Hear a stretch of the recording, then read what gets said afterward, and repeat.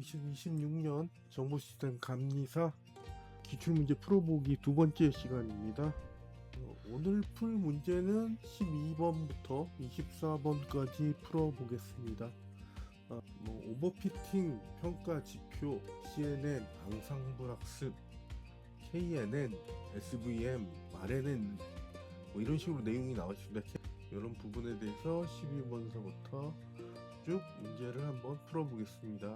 89번 신경망에서 과대 적합 오버피팅에 관한 설명으로 가장 적절하지 않은 것은 이 문제의 답은 일단 3번이죠. 학습 데이터의 정확도를 증가시키기 위해 학습 반복 횟수를 늘림으로써 과대 적합 문제를 회피할 수 있다라는 건데, 첫째는 학습을 오래 반복하면 모델이 학습 데이터에 사소한 노이즈까지 모두 외워버려서 많이 학습한다는 거죠. 그래서 실제 그 학습 데이터에 대한 정확도는 늘어나는데 새로운 테스트 데이터에 대한 예측력은 급격히 떨어지는 이런 현상을 과대 적합이라고 한다라는 이유 때문에 3번이 틀렸다는 거고요. 여기는 언더피팅이 됐을 때하고 옵티멀 제대로 나눠졌을 때, 이건 너무 오버피팅하게 너무 과도하게 나눴을 때 차이점을 비교한 그림도 있고요. 나머지 보기에 드롭 아웃이라든지 데이터를 늘리는 거라든지 아니면 주기 종료 이런 거에 대해서는 오버피팅을 방지하는 이런 기법에 관련된 내용입니다.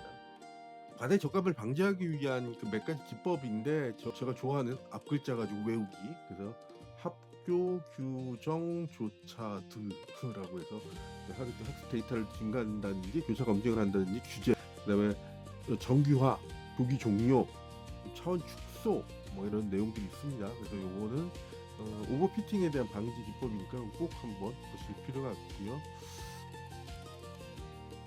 다음 문제 같은 경우에는 머신러닝 모델의 성능을 평가하는 지표, 정확도, 정밀도, F1 스코어, 재현율이 있는데 몇 가지 공식 같은 거는 기본적으로 정밀도하고 재현율이 되게 중요하잖아요. 두 가지 지표가 우리가 분류의 성능을 측정할 수 있는 중요한 지표인데 하나가 올라가면 하나가 떨어지고 이런 관계이기 때문에 두 가지를 가지고 조합 평균을 만드는 게 F1 스코어인데, 여기가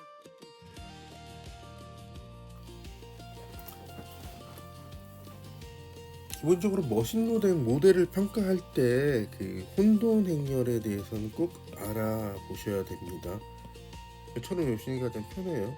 이런 식으로 써놓고 우리가 실제 데이터가 실제가 맞은 거 T고 틀리는 건 F다 라고 할 때, 실험을 했을 때 나온 결과가 T다 아니면 F다 라는 걸 해서 실제가 T, 실험이 T일 때가 true 포지티브, 펄스 되는데 true 네거티브다 라는 식으로 하고요. 이게 펄스 네거티브, 펄스 포지티브 이렇게 써놓으면은 일단 혼돈 행렬에 대해서 기본적인 그림이 끝났고요. 여기서 몇 가지 알아봐야 될 주요한 지표가 있습니다. 첫 번째가 정밀도가 있고요. 프리시전, 그 다음에 재현율이 있겠죠. 재현율이 즉 리콜이라고 하고요. 그 다음에 이 두 가지의 조합 평균인 F1 스코어가 있겠죠.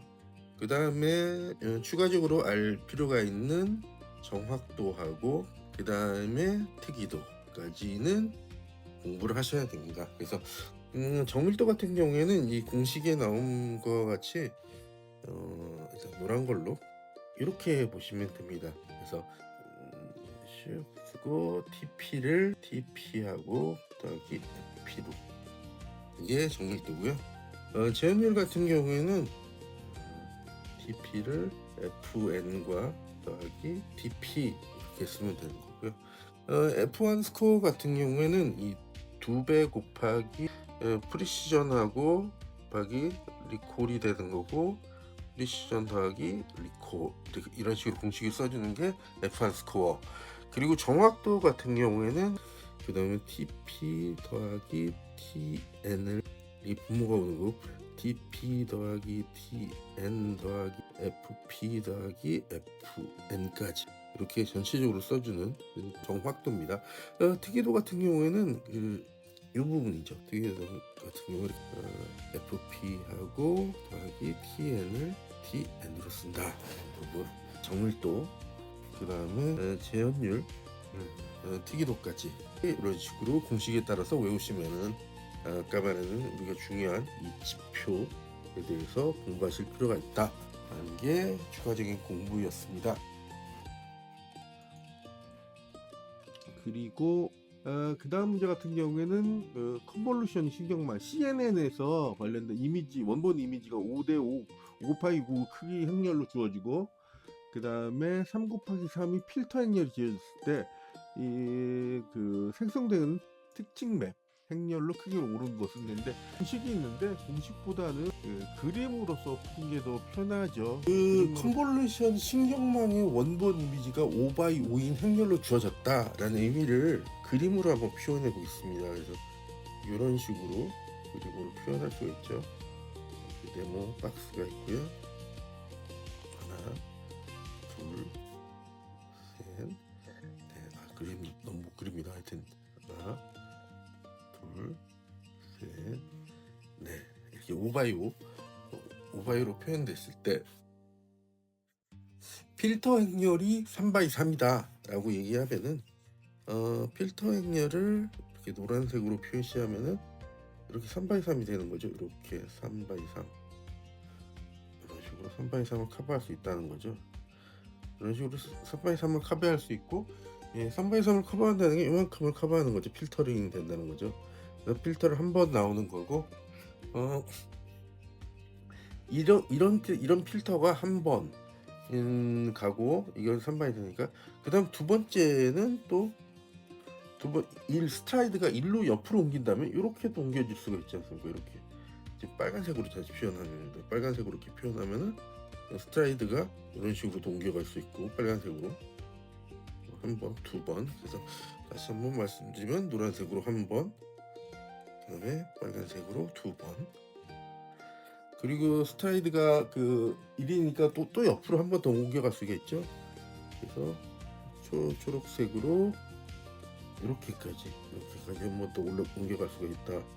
그래서 초록색을 다시 이렇게 초록색으로 옮겨갈 수 있다. 그래서 세 번. 그래서 기본적으로 이런 식으로 하는 것처럼 이것도 스트라이드도 밑으로도, 이게 옆으로 세 번이잖아요. 그 밑으로도 똑같이 빨간색으로 하듯이 이렇게 밑으로 내려가고 한 번,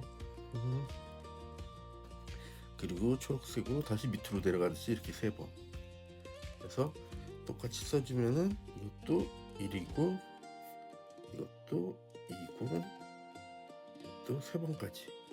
그래서 결론적으로는 이게 3 곱하기 3까지 패디 그 스트라이드에 따라서 이렇게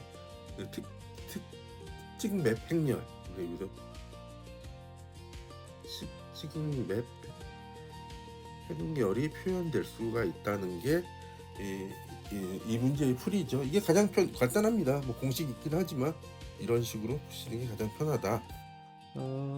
다음 문제 같은 경우에는 다음 중 여러 분류기를 하나의 메타 분류기로 연결하여 개별 분류기보다 더 좋은 성능을 달성하는 머신러닝 기법. 이 앙상블 기법의 기본적인 내용이죠. 앙상블 기법에는 이 베브렌, 배깅, 부스트, 랜덤 포레스트가 보통 있습니다. 그래서 이 세 가지의 특징을 조금 아셔야 되고요. 다벨량 선형, K-민즈, LSTM 같은 경우에는 독립 변수가 개수가 많고, 그 다음에 이 종속 변수가 하나인 이런 식의, 그리고 1차원 그런 게 이게 다벨량 선형 획이다라는 거고요. K-민즈는 분집부석이 대표적인 거니까 말씀드렸고요. LSTM 같은 경우는 이 세 가지 게이트를 두어가지고 RNN의 장기 위조수 문제를 해결한 거다 정도로 이해하시면 될 것 같습니다. 그 다음 문제 같은 경우에는 대부분이 가는 이 생성자하고 판별자를 통해서 생성자가 가짜 데이터를 만들어 그러니까 실제 리얼 데이터가 있고 페이크 데이터를 가지고 판별해서 그 차이점을 파인 튜닝을 통해서 지속적으로 계속 개선해 나가는, 그래서 딥페이크 같은 그런 거에 잘 쓰이는 기법이라고 정도 이해하시면 될 것 같습니다. 그래서 CNN은 뭐 이미지 생성에 관련된 거고, RNN은 순차, 시계열, 과거과 현재에 영향을 주는 이런 스테이 모델이고, SVM 경계 마진을 통해서 분류를 하는 기법이다.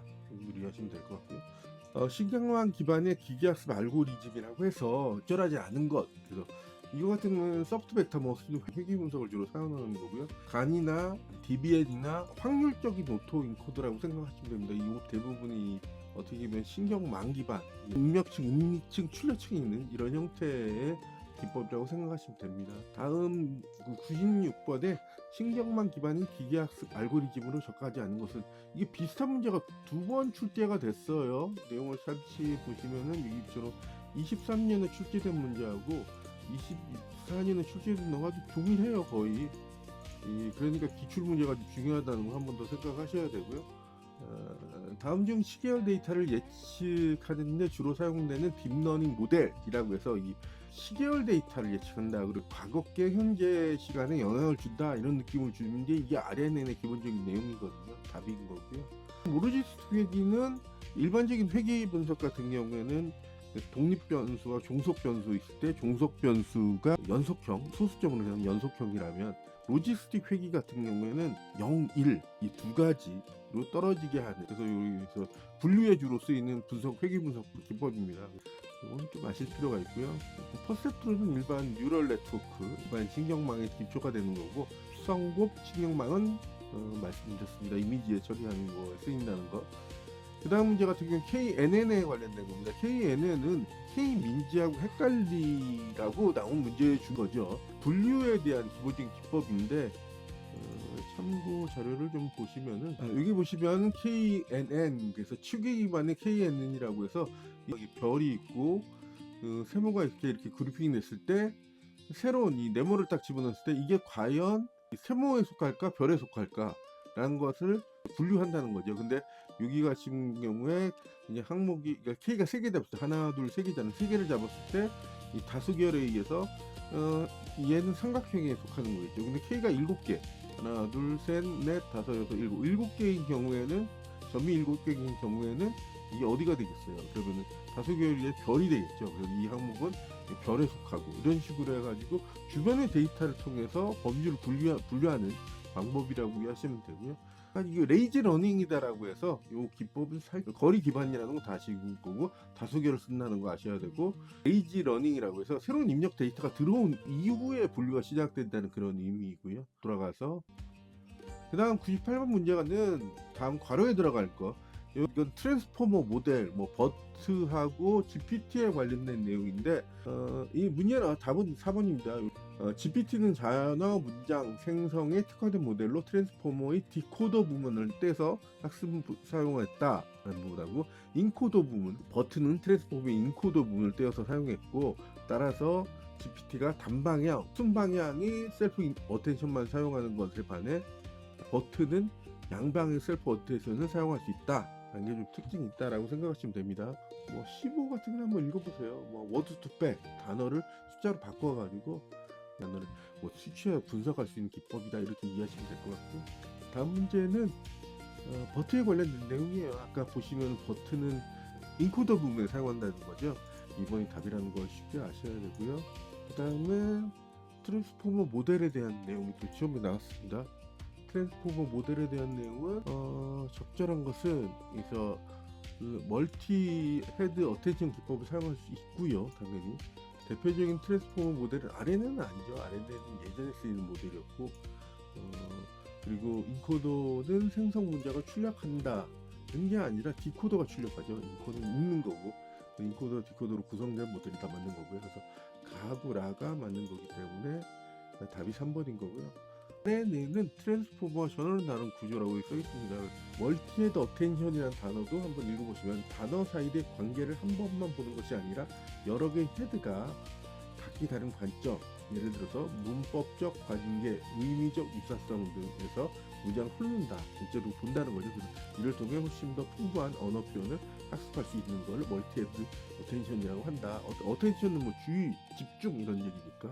다음 문제는 여기 보시면은, 다음 중 용어로 가장 적당한 것은, LLM은 작업에 특화된 상대적으로 작은 크기 데이터셋에서 훈련시켜서 특정 작업을 위한 파라미터를 조정하는 것. 이 표현에서 당연히 파인 튜닝을 이해하셔야 되고요. 어텐션 해서 중요한 곳에 집중하기, 임베딩이라고 해서 단어에서 숫자로 된 주소를 주기, 단어를 숫자로 바꾸는 거죠, 어떻게 보면. 그리고 토크나는 문장을 조각내기, 그래서 문장을 최소 단위로 쪼개는 거라고 생각하시면 됩니다. 대략적으로 여기까지 문제를 좀 빠르게 풀어봤습니다. 별로 마음에 안 들게 문제를 좀 풀긴 한 것 같아요.